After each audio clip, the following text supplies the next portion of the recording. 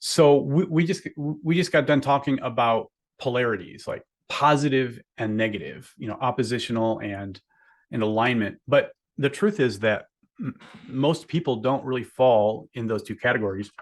Most people aren't just lined up with true north. Most people aren't just lined up in the opposite direction either with oppositional alignment. Most people are going to be somewhere in the middle.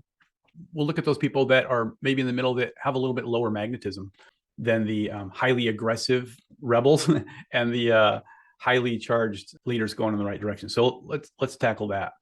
So we're all going to be on some kind of scale. We're going to be somewhere between a highly charged person and a lowly charged person. It's just part of our maturity. Sometimes we wake up and we don't really want to do anything positive, want to kind of exist. And sometimes when we're in that state, we don't really care if something else goes wrong in somebody else's life either. We're basically just indifferent or maybe apathetic about kind of what happens on a negative level. And we're a little bit apathetic on what happens on a progress level as well. So the question is, how do we get fully charged? Like a magnet that has a powerful charge. The way that you charge a magnet is you apply more current, more magnetism to it to strengthen it. And when it's strengthened, it becomes a high polarity, meaning it's got a lot of repulsion. It repels and it also attracts.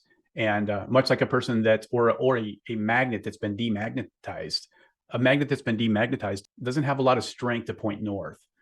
Nor does it really have a lot of strength to point south either. It just kind of exists because it doesn't have a lot of strength or a lot of magnetism. And how do we get others to be highly magnetized? And why is that important? This will give you an idea. So same two people on the extremes, but here's how this works. We need to be attracted to the positive. In other words, we need to have a strong vision. Great leaders have strong visions. They have a strong motive, meaning that they're doing things for the right reason. They're pointed towards the North Pole. Their motives are pure. They have high energy because they're highly magnetized. A strong magnet has a lot more allure than a weak magnet, right? And so this would be a representation of a person with high polarity or a high charge. They also, because of their high charge, they also have low tolerance for bad behavior. They have low compromise. Okay. This is different because this has to do with repulsion. Okay. They're repelling against the bad stuff. They're the ones that says, no, not on my watch, not in my house. And they put a stop to it. Okay. Because they're highly charged that way. They know how to repel the negative. They also are attracted and they know how to attract the positive. So that's a person with a high charge. A person with a lower charge, we're not really motivated to, we don't have a strong vision and we don't, have a low tolerance for bad behavior. We just kind of indifference. We have to grow into this. But I'll give you a contrast of what that means. So if we are a person in a workplace and we have a low polarity, what that means is that we might lack vision, right? We don't have a lot of vision. We don't know where we're going and we haven't really thought about it too much. Our motives are, well, why do you have this job? Well, I need to make money. I need to make money and survive. That's a valid motive, but it's still weak. It's not charged with like a greater purpose or anything. And it might be low energy too. So a person with a low polarity, a low charge might do as little as they have to instead of as much as they can, right? On the downside though, too, with a person with low polarity, they might have high tolerance of bad behavior.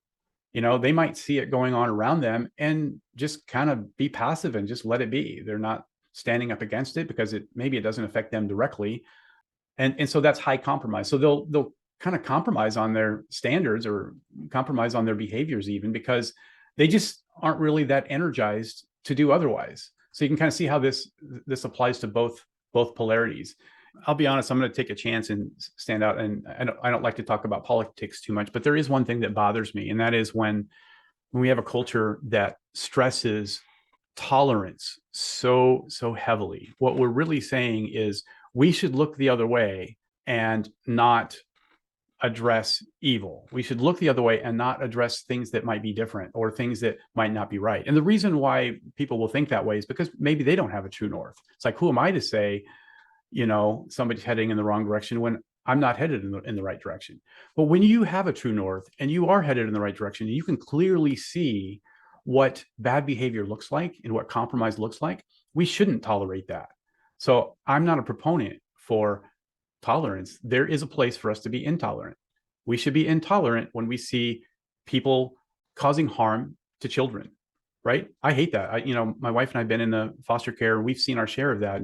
And that's something that I won't tolerate. I hate that. And I will speak to anybody that feels that that's okay. And I will stand against them because I don't have any tolerance for that. We should never be harming people, innocent people that can't help themselves. There's a place for intolerance in our world. A person with low polarity will typically be more tolerant of the bad and less aggressive towards vision. The question is, how can we help this person become more charged so that they can be a person with a higher level of polarity? The gap of where this is, the level of charge with this low polarity person or lowly charged person, the gap right here is a growth opportunity, right? This is where growth comes. If we don't charge ourselves, if we don't become stronger, if we don't become more knowledgeable, if we don't become a better character, we're going to miss out on these growth opportunities, right? We're not going to experience the same things that we would experience if we did have a strong vision and if we had good motives and we were intentional and we have a great purpose and high energy.